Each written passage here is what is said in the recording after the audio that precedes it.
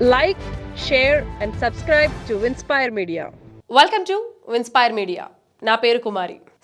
సరదాకే నెత్తి పగలగొట్టినోణ్ణి ఇక కెప్టెన్సీ కూడా లేదంటున్నారు. చూసుకోమల్లా అన్నట్టుగా ఉంది రోహిత్ శర్మ పరిస్థితి. త్వరలో మొదలవుతున్న ఐపీఎల్లో దాదాపు 10 ఏళ్ల తర్వాత రోహిత్ కెప్టెన్సీ లేకుండా బరిలో దిగుతున్నాడు. ఇంతకీ రోహిత్ శర్మకి కెప్టెన్సీ లేకపోవడం అవమానమా, అవకాశమా? ఈ స్టోరీ చూసేద్దాం. ఇంట్రెస్టింగ్ ఎక్స్క్లూజివ్ స్టోరీస్ కోసం విన్స్పైర్ మీడియాని సబ్స్క్రైబ్ చేసుకోండి.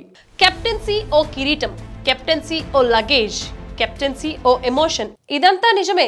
కెప్టెన్సీ ఉంటే ఎలాంటి స్టార్డమ్ ఉంటుందో అదే కెప్టెన్సీ లేకపోతే నెత్తి మీద నుంచి టన్నుల కొద్దీ బరువు దించినట్టుగా కూడా ఉంటుంది.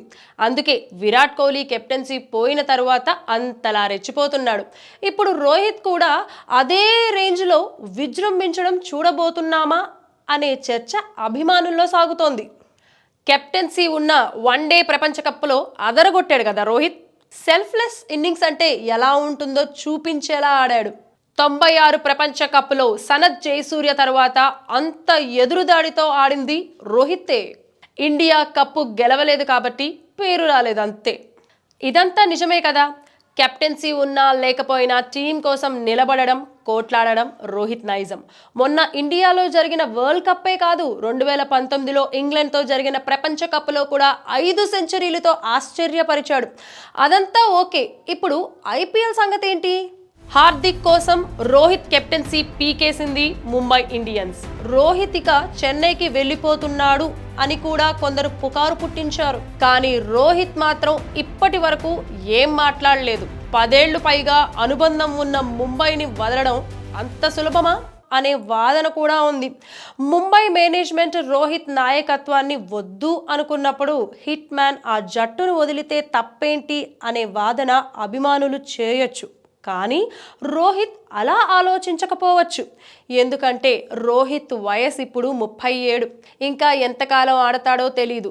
రిటైర్మెంట్ తర్వాత ఐపీఎల్ జట్లతో అనుబంధం, ఆర్థిక బంధం అన్నీ ఉంటాయి.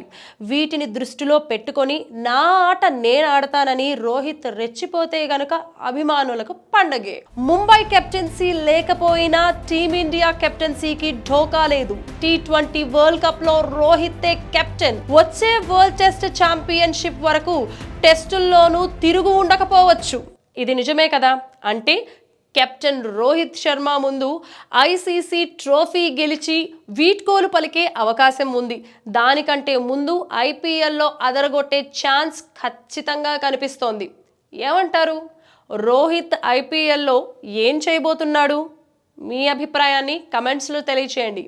Thanks for watching Winspire media. Like, share and subscribe to Winspire Media.